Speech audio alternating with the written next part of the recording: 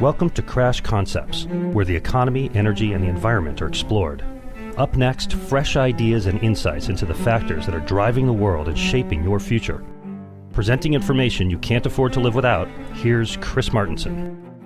Welcome everybody to this Peak Prosperity Podcast. I am your host, Chris Martenson, and it is Monday, July 2nd, 2018. Wow, I can't believe how much time has passed. Now, in 2017, Adam and I were invited to be faculty at an event called the Summit at Sea, put on by Robert Helms and Russell Gray, the hosts of the Real Estate Radio Guys, a real estate investing talk program for investors. It's been running since 1997. Now look, neither Adam or I knew what to expect, but we were intrigued by the other faculty, many of whom we either already knew personally or knew of and really wanted to meet and get to know. Further, people who had attended prior year summits raved about the experience. Well, we were both blown away. The quality of the staff, the commitment to teaching and learning, and the amazing tribe of people that were drawn to this, all combined to create a truly remarkable experience. And one of my key takeaways, I have many, but one of my biggest ones that I wanted to share with you listeners today is the importance of real estate in one's portfolio, both as a means of building and maintaining wealth. And I can't think of anybody better to take us through the basics, the ABCs of real estate investing than Robert Helms and Russell Gray, the Real Estate Radio Guys. Welcome, gentlemen. Hey, Chris. Always great to talk to you, my friend. Hi, Chris. Hey, guys. Listen, I definitely wanted to get some of the amazing events that happened at this year's Summit at Sea on tape here with our listeners.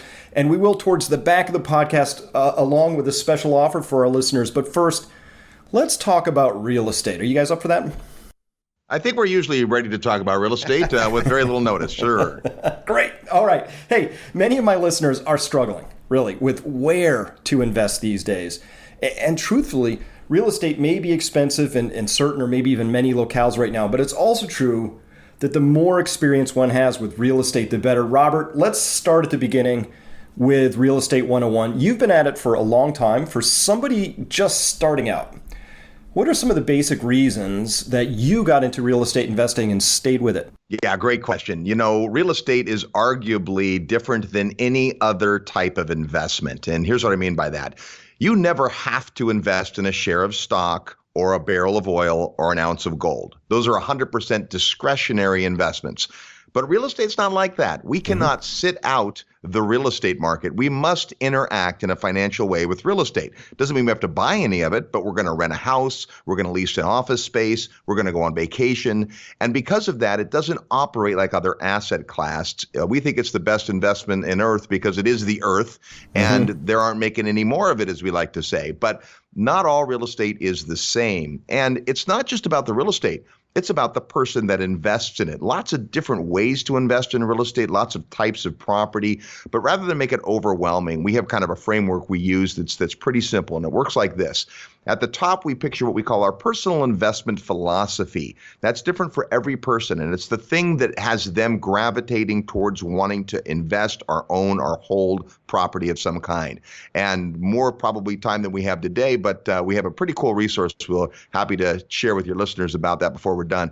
A kind of an exercise to go through and figure out your personal investment philosophy. But once you figure out who you are as an investor, the next thing is to find a real estate market or markets, property types, demographics that you want to serve that will fulfill that personal investment philosophy of yours.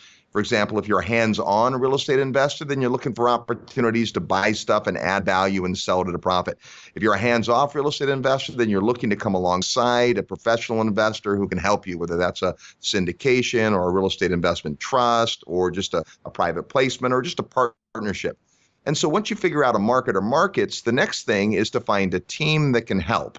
Real estate investing is a team sport, and there's lots of folks on your team. Your broker, your loan professional, your tax person, your attorney, your rehab guy, a lot of people you'll need on your team, some of which maybe you're versed at that, but if you're not, those folks are going to be important. And once you've identified your team, now the final piece is the property. And I would argue that the property is actually the least important and most interchangeable part of the whole thing. And yet what most people do is they start with a property. They find a quote unquote good deal and they buy a property. And then if it's not in alignment with who they are and the kind of investor they are, then there's a recipe for disaster. And you hear people say, well, I tried real estate, but it didn't work. Real estate works if you do. Hey, Chris, can I jump in on that? I have a Absolutely. bit to say. So I think one of the things that people sometimes don't understand is that real estate doesn't have a specific financial performance. It really is versatile. You can do a lot of different things with a real estate portfolio. And so I came out of the mortgage business. I have a background in insurance and financial services. And so I spent some time studying informally financial planning. And there's some really good things that come out of the paper asset world in terms of the way you structure a portfolio to handle good times and bad times. And what a lot of people don't understand is that pretty much everything you can do with a paper asset portfolio in terms of asset allocation and equity growth and cash flow generation and tax strategies and asset protection and estate planning, you can do with real estate. And it takes a little bit of learning to do it because it's not as commonplace out there to be able to find people that know how to do it. But it's worth the effort because you're building a portfolio that is really time tested. Real estate is time proven. You know, you go back 50 years ago, 100 years ago, 1,000 years ago, the wealthiest people own and control real estate. They might make their wealth someplace else, but lots of wealth gets stored for protective purposes in real estate. And so, and the thing is, the units are so small that literally anybody can do it. You know, whether you just start with a little house somewhere or a piece of land, or if you build, you know, a big portfolio with, you know, tens of thousands of apartment buildings or hotels or whatever it is you want to put in it, everything you want to do or everything that you could do in terms of your financial planning, you can do with real estate. Well, that's interesting. And I certainly had to get up the curve after my first summit at sea and starting to learn some terms. And Robert, you threw one out in there. I just want to make sure everybody's following along. You used a term, syndication. What does that mean? Yeah, great question. So syndication is the ability to put people together to do a bigger deal. I might not have enough money to personally invest in a piece of property that I like, but maybe if I got 3 or 4 of my buddies together and we each put in $50,000 or $100,000, now we could do it. That's a simple syndication. But many of the bigger real estate transactions today, things like Russ mentioned, hotels, big commercial and office buildings, are almost always done as a syndication, a group of investors that come together. Now, there's some legal things you need to worry about there, but again, it's all learnable. For many of us, we are busy doing whatever we do in life to live, thrive, and survive. And the idea of putting real estate in our portfolio is interesting, but we don't have the time to go to the seminars, to read the books, to go out and roll up our sleeves and get out the paintbrushes and do it ourselves.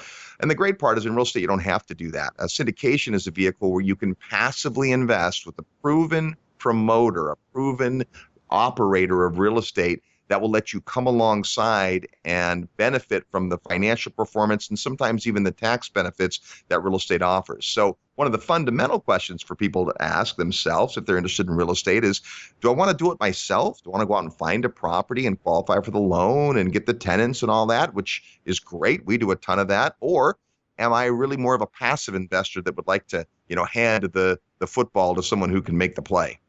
Chris, if you really think of it, it's really just like a mutual fund, except it's not publicly traded. So a mutual fund is just a bunch of people pulling their money together, giving it to a fund manager who makes investment decisions towards a financial result. Could be income, could be equity growth, could be protection of principal, tax advantages, whatever it is. So again, going back to this notion that anything you can do within the paper asset world, you can do with real estate, that's really all a syndication is. And so it's very convenient for the passive investors, the people who are just putting the money in, and the fund manager, if you will, the sponsor, the syndicator, is the person responsible for finding the deal, vetting the deal, running the deal, just like when you turn your money over to a fund manager.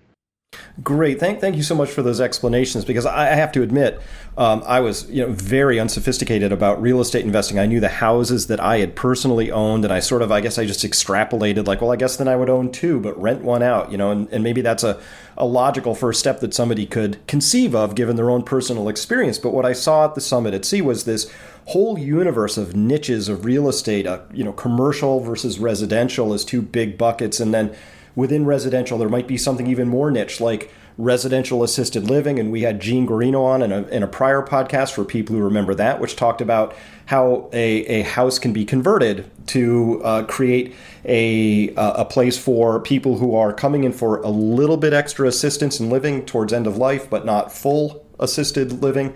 Can have a place for that. There are commercial syndicated deals. There are multifamily, single family. There's a whole universe of things that people can invest in. And of course, I think my listeners are intrigued by this because, we talk about primary wealth, secondary wealth, tertiary wealth. Real estate, depending on the flavor of it you get, is either primary or secondary. Primary might be farmland itself. Secondary would be the means of production, or the commercial real estate or the rentable properties, things like that. So I really like this as a model, and the more I've looked at it, the more I've just been slapping my forehead and saying, duh, I should have looked at this earlier. Where were my parents, right? Because it really has some extraordinary ways that real estate, as I mentioned in the intro, to both build and maintain wealth. In one of the areas that I really was very unsophisticated and unknowledgeable about was the tax advantages of that. Robert, can you speak to that? What the tax advantages are of being a real estate investor? Yeah, and obviously we're not tax professionals, but one of the things that we've learned over the years is that if you study a nation's tax code, you can tell where they would like to see you put your investment dollars. Mm-hmm. And it's pretty easy if you look at the U.S. tax code in a lot of places around the world, that there are tax benefits given to folks who will provide clean, safe, affordable housing and office space and farmland to other folks. And the idea is that we have a multitude of benefits that we can derive from real estate. There's the income, there's the long-term growth over time, there's amortization of the loan, which puts more of the real estate on your side of the balance sheet.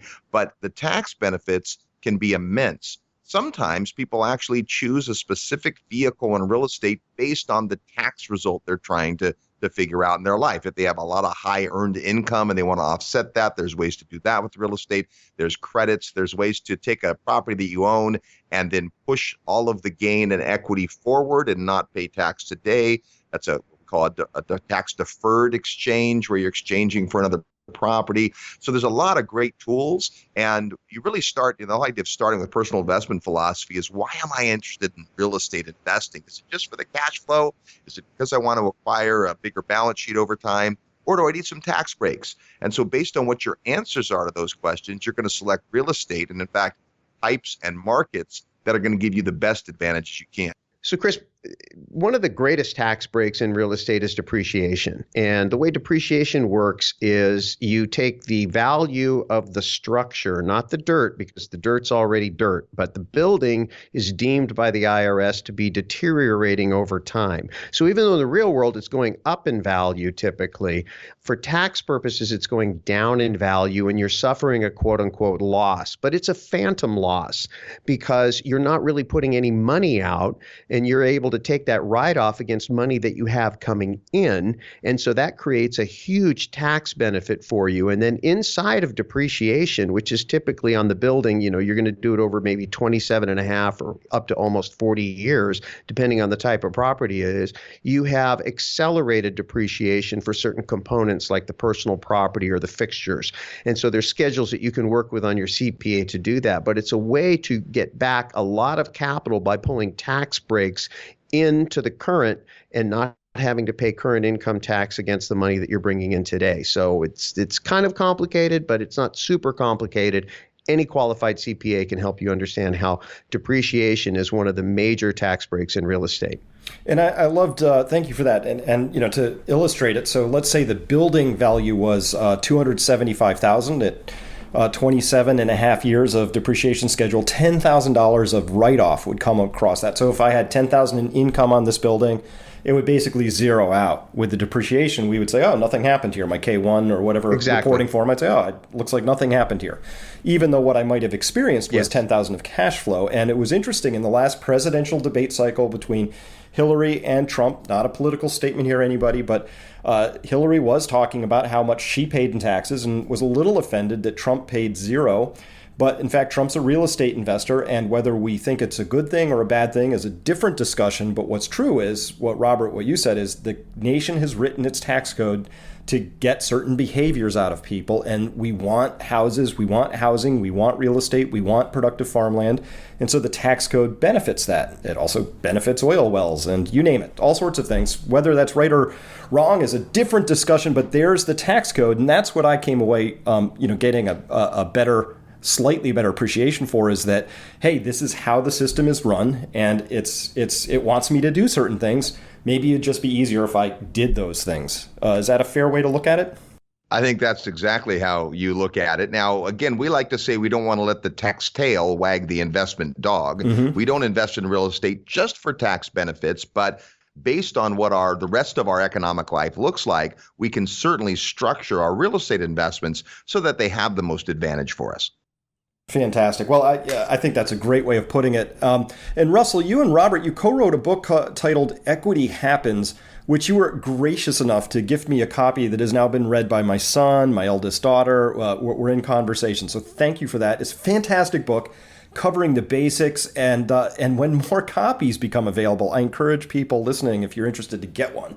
Russ, first, when would more copies be available? Second, provocative title. What do you mean by equity happens? It's really interesting. So I'm going to defer the first question because we don't know. It's in the process of being re-edited. The book is 14 years old, but it's, they're timeless truths and timeless financial principles. But the concept of equity happens was really written on the basis that we have a failing currency. The U.S. dollar has a 115-year trend line that's down, which means that anything that's denominated in that currency over time is going to go up in dollar value.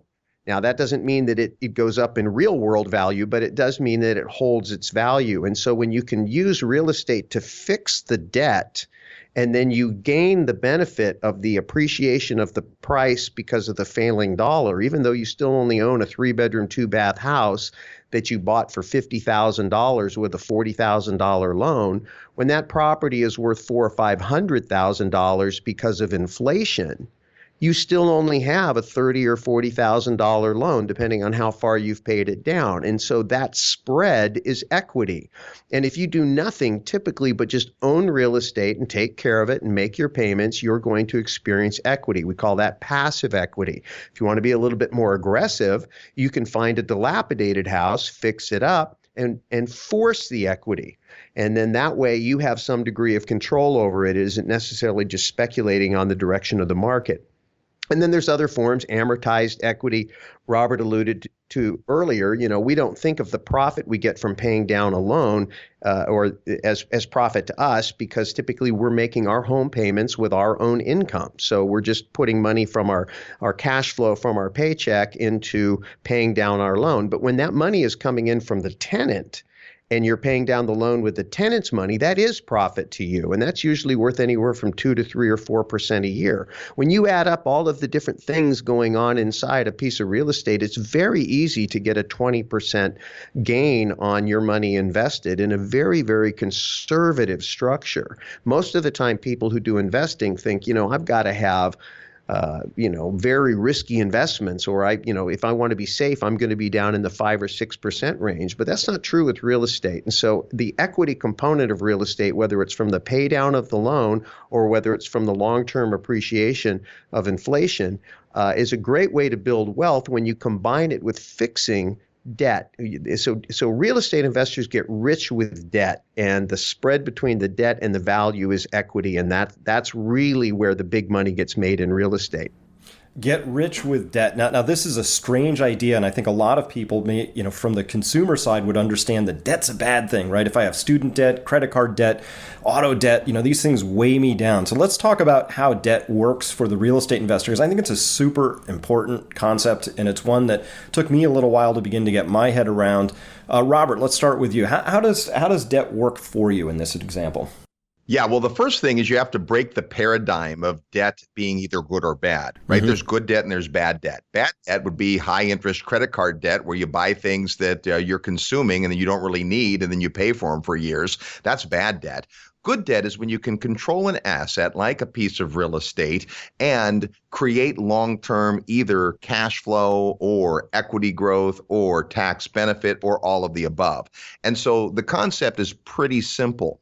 Because the banks and private lenders and all kinds of folks that have money to lend want security, they recognize real estate and property as some of the best security there is. And so they're happy to make a loan against the property. So if I bought a $100,000 property and I had $100,000, I could buy it for cash. And there might be some reasons to do that. But if I use leverage, if I use debt, imagine I could put $20,000 down and get an $80,000 loan. Now, here's the cool part. The loan might be at 5%. But if the real estate value and the increase Russ talked about could approach 15, 18, 20%, then I get to make the difference. I get to arbitrage the spread, if you will. And here's why. The bank wants a predictable stream of income for their $80,000. They don't get any of the upside. Now, in fair disclosure, they also don't take any of the downside risk unless something catastrophic happens. But what we want as real estate investors is we want to control the asset, the appreciation, the increased rent over time, any improvements we make on the property to increase the value and or the cash flow. And all of that goes to the benefit of the $20,000, if you will, the money that we put down on the property. So debt lets us control more. If I had that $100,000 to invest, I could buy $100,000 property, or I could buy 5 $100,000 properties by putting 20% down and getting a loan for the rest. So I'm able to control 5 times as much real estate, and I control all the upside of that real estate by bringing in a partner, which is the financial institution. I know Russ will have more to say about it because he was in the lending business for a long time. It's the reason I got into the lending business, because I wanted to really understand it. And that arbitrage concept that Robert mentioned is probably the key. If you have a property that's going to generate cash flow at 10%, and you can borrow money at 5% to purchase it, how much 5% money do you want to borrow? You want to borrow all you can and own as many of those properties as you possibly can, because you're making a profit on the debt. And that's just on the cash flow. Then you add the tax breaks and the amortization and the long-term appreciation. So coming back to Robert's example, if you have a property in a marketplace where it's appreciating 5%, so a $100,000 property is growing equity at the rate of $5,000 a year. If you own one property, your equity growth each year is $5,000 or 5%. But if you take that same $100,000 and you buy 5 properties, and now you have a top line portfolio of $500,000 in the very same market, delivering the very same 5%, you have a $25,000 gain on your $100,000 investment, and that's a 25% equity growth rate. And then you add to that the cash flow and the amortization, and now you're talking about having a portfolio that might be growing at 30 plus 40% a year. And this is what people don't understand about real estate. When people make the comparison of the stock market over long periods of time versus real estate over a long period of time, they're just saying if you had a house that was 100% paid for and a stock portfolio that was 100% paid for, over time, the stock market is maybe 1 point or 1.5 points better, 2 points or whatever the number is. But when you add leverage, debt into that real estate portfolio and tax and amortization, stocks can't touch real estate. I've debated this twice with a whole panel of people. I did it once at Freedom Fest in 2013, and we did it on our Investor Summit at Sea 6 months prior to that. And both times I won the debate. And I didn't win the debate because I'm smart. I won the debate because I was representing the winning investment. And it was just math. And it was so easy once someone understood the concept, how easy it was to do. But the problem is there's no financial education out there. We get our financial education from the paper asset investing world, who basically are salespeople who are there to sell us stocks, bonds, real estate, teach us to put our money in the banks, and put us in high tax. So our financial education system, which really doesn't exist, is a marketing system that feeds the government, feeds Wall Street, and feeds the banks. If you want to get out of that system and stop feeding those 3 institutions and keep more of your own money, real estate is the ideal investment vehicle to do it with. And it's easy to understand. You don't have to be a rocket scientist or a PhD to do real estate.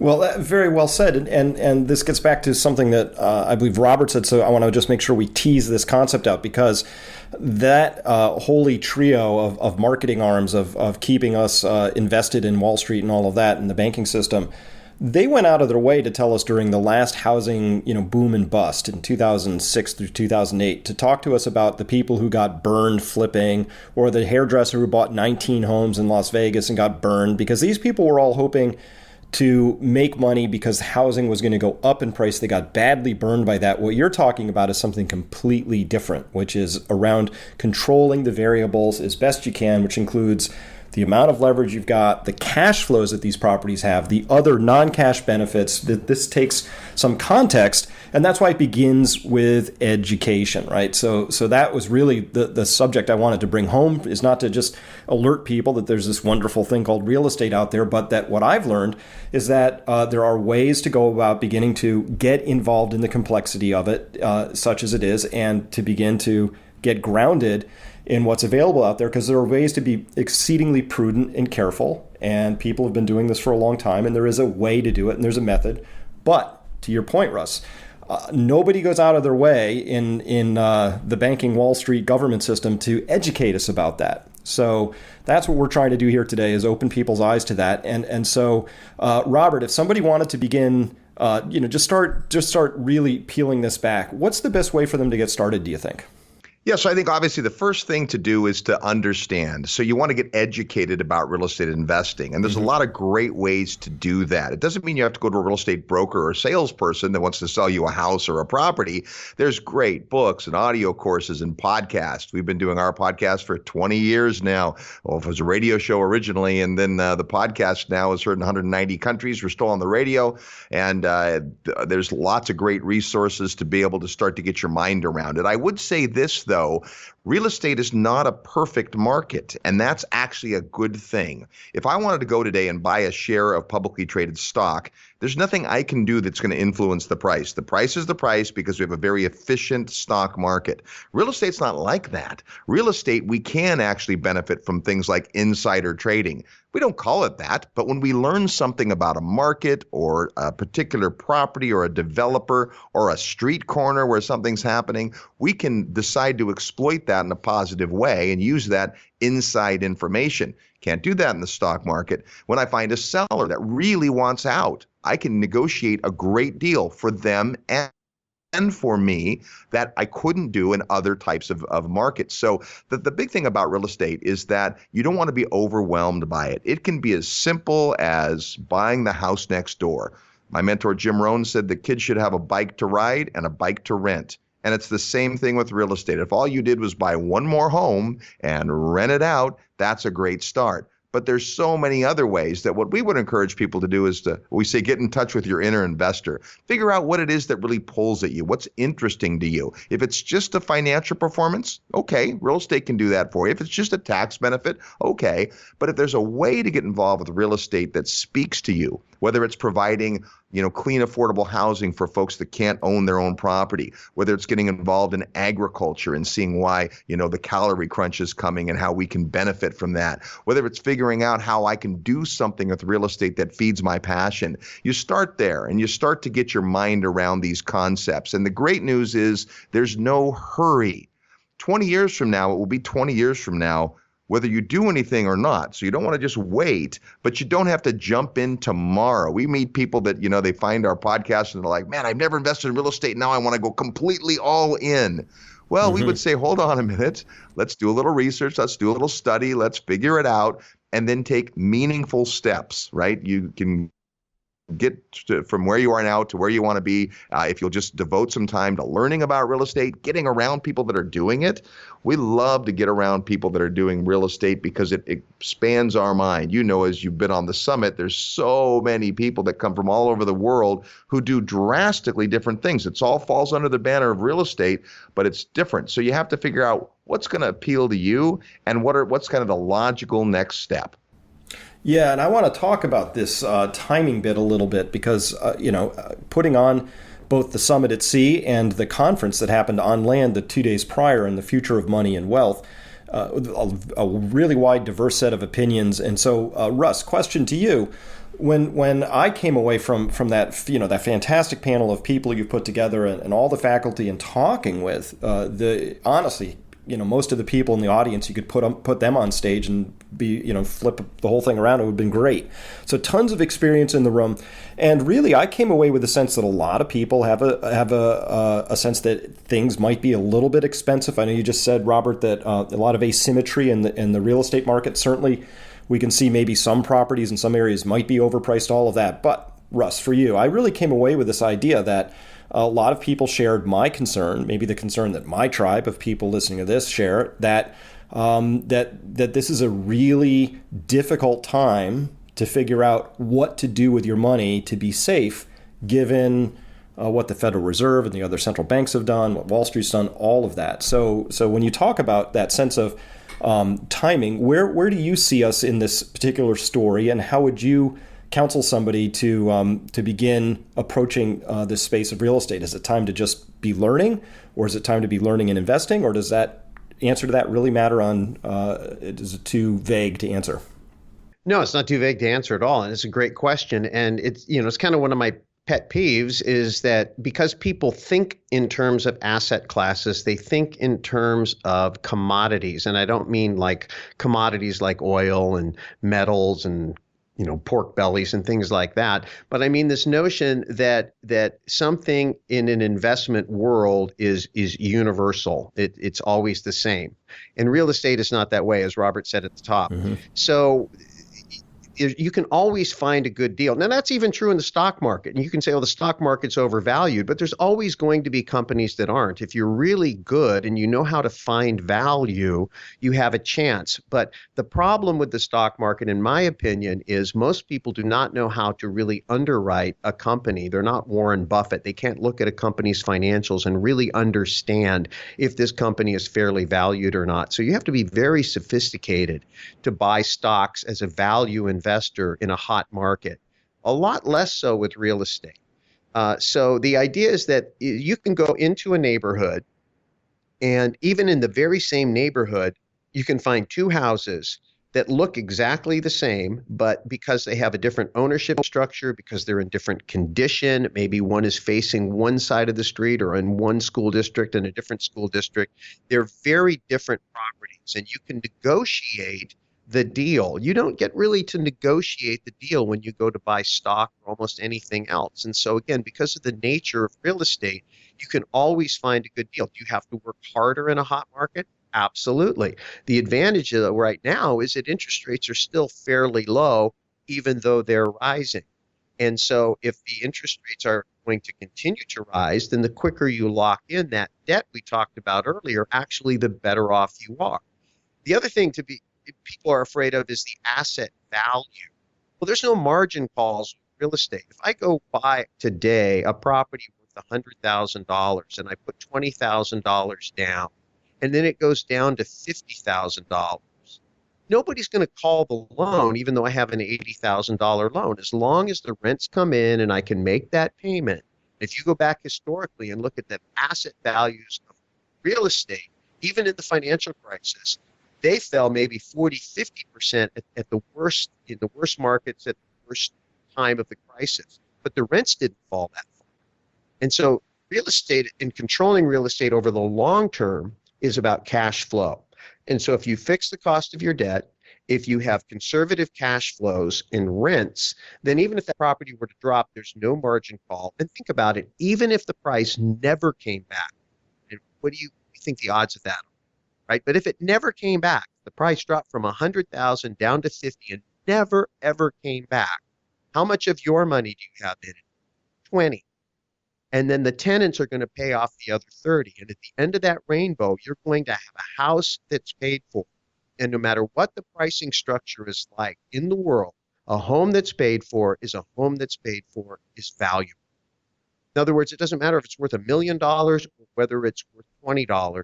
A home that's paid for provides utility to human beings. We go back to what I said at the top of the show, you have an exchange of value. You provide housing to someone, and they will give you typically 25 to 30% of their income to live in your home. And so that's worth something. Doesn't matter what you denominate it in. And so this is why inflation and deflation really don't move a real estate investor. You benefit from inflation, you're hedged against deflation. Well, gentlemen, I'd really like to turn now both to the summit at sea itself that Adam and I attended this past year, as well as the onshore production, the Future of Money and Wealth that we attended, which met just fantastic people there. Some of the people who've been following me for years managed to find me there, and I got to meet a bunch of amazing people. And I had, from the total experience, I had three obvious standouts, which really were great for me. One, at the Summit at Sea was this brilliant presentation by Simon Black, just really caught me, made me think in new ways, just as one standout. There were many. Second was being exposed to the idea of a self-directed 401k, which I'm going to be breaking down and allowing other people who follow me to learn more about that, because that really opened my eyes. And the third was that real estate obviously is an important asset class to be exposed to. So with that, Robert, now that the dust is settled and, you put on this most extraordinary, absolutely extraordinary event with Russell, it's just an amazing experience, both for the content, but I think even more importantly for the camaraderie. As you look back on it, what really stood out for you this year? Yeah, this was our 16th year of doing our Investors Summit. It's the highest level of event we do. It brings people from all over the world. We spend a couple of days in a hotel, then we get on a cruise ship for a week and really have a chance to break bread and spend time. And it's not just what you learn from the front of the room. It's a conversations. And as you mentioned, we could have put the audience on stage, and that's what we did for a full week after the days on land. And that was really the thing, is to watch people take a new idea, kind of process it, and think about it, and then at dinner, discuss it around their table. And that just really solidifies, whether you agree with the speaker or not, whether it's something you're familiar with or not, when you get around other people that are in the same boat, literally digesting the information and maybe come from a different background or a different country or a different currency, that's really the magic of it. And many of these speakers are amazing on their own, but getting them together, and when you can have a panel where these folks discuss between each other, that's really the exciting thing for us. We have always been thrilled to get this group of people together, and it just gets better and better. And when you and Adam came the first year with us 2 years ago, it was a great way to expose our audience to your message, which of course is not a message that a lot of people are paying attention to. And we wanted to fix that in our world. And then when you came back this year, it was, now you've got friends and they recognize it, and you guys are able to, bring more value. But the interaction, right, the panels between the different speakers, to me, that's the most interesting and unique thing of the summit. Hey, Chris, I want to jump in with one thing. I've got something that I think is really relevant that you'll appreciate, and that's our young adult program. Mm-hmm. For the last couple of years now, we have created a program where we give a big discount, basically just a little bit below cost. We have a scholarship program for young adults ages 18 to 25. And Robert and I have just become convinced that it's going to be really, really important as this millennial generation matures and they vote and they have influence on the type of world we're going to live in, that they have a good economic education. And we want to show them that investing is fun. It doesn't have to be boring. I mean, you were there, we have a really, really good time. The conversations are intellectual, but they're also stimulating and fun. And then, of course, it's very social. You talk all the time about social capital being one of the 8 forms of capital that help people prepare to go through difficult times. And that's a big part of what we're doing. Well, how important is it to get young people involved in that? And so integrating kind of the boomer generation, which we are, with the millennial generation is a big part of what we're doing on the summit. And this last year, we had a tremendous group of young people, about 35 of them, that were all under 30 years old. And they kind of formed their own little tribe, and they're out there staying connected to each other, and they're learning and studying together. Some of them are actually investing together. So that's one thing. And then the only other thing I'd say is that for someone who's sitting out there who maybe this is their first entree and they're beginning to consider real estate and they really want to understand it. You asked earlier about getting educated. You can learn a little bit reading books, listening to podcasts and all that kind of stuff, just like you could if you wanted to learn a foreign language. You could learn by doing that. But if you really want to learn that language and get immersed in the culture, the best thing you could do is take a road trip. If you want to learn Spanish, let's say, and you could go live in Mexico for a week or two, you're going to pick it up really quick when you're immersed in the environment around a bunch of people that speak the language in the context of the culture. Well, that's what the Investor Summit at Sea is. You come into this environment and you spend 10 days with some of the smartest minds in economics and investing and all the different niches that we have. And then you're having real world conversations with real world investors, processing high level stuff. No questions too stupid to ask. You get a chance to ask, but you learn not only what people think, but you learn their attitudes towards how they approach risk, how they approach investing, what they're trying to accomplish.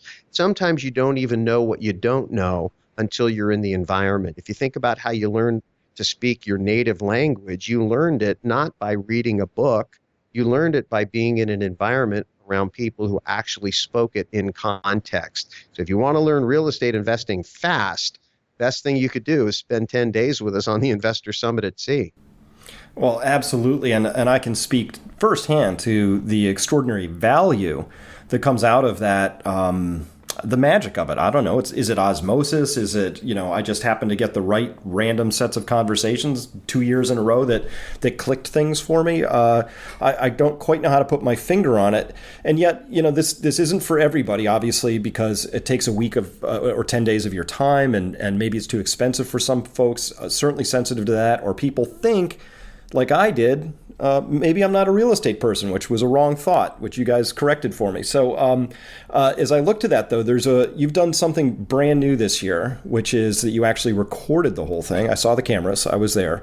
Tell us about that and what you've got, what you're now going to make available for people, because I think it's just a fantastic thing you've done here.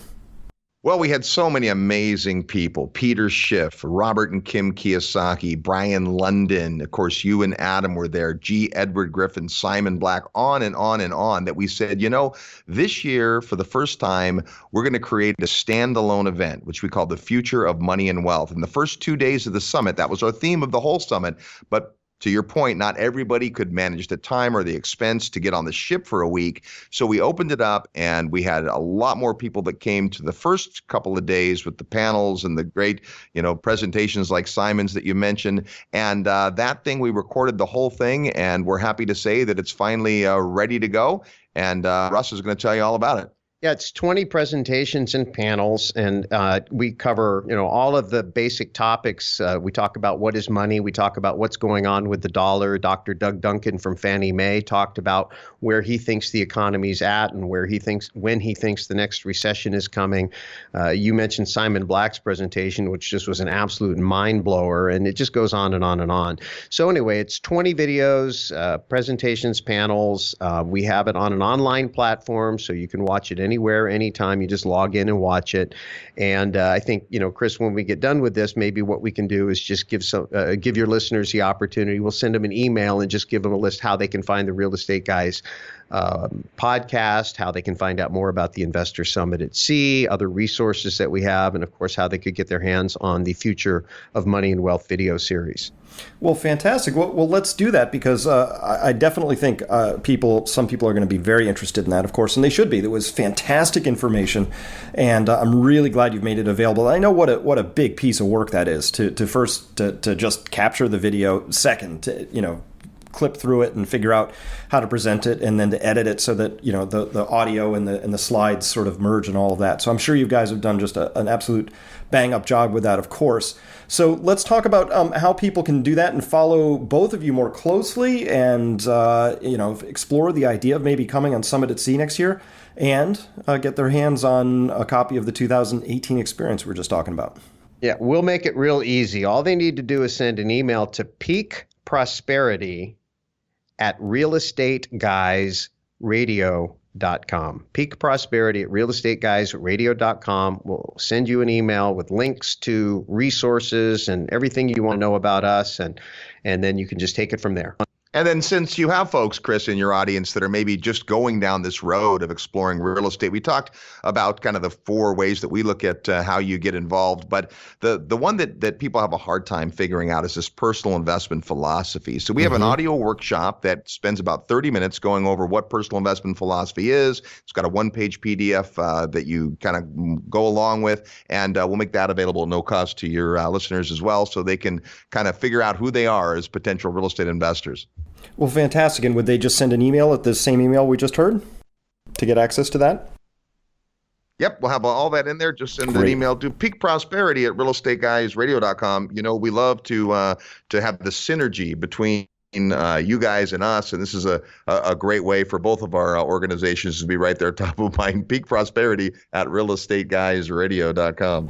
All right. Well, if that isn't the crossover event of the blog century, it's just great meeting you guys, and I think our tribes do have a lot in common because we're curious. My people and your people, we're all curious. We like to learn. We always know that we don't know everything, and we keep open minds, and it's just been fantastic meeting you, and more, just as importantly, the extraordinary people that you've managed to assemble around you because of the great work that you do, and your willingness and passion for helping people. It just comes through, and it's just absolutely been my pleasure to meet both of you guys in person and to get to know you better over time. Well, thank you, sir, and we absolutely appreciate the contribution that you and Adam have made to our events, and it's been great getting to know you guys, and your message is so critical and so important that for us to be able to bring that to our audience has been amazing as well.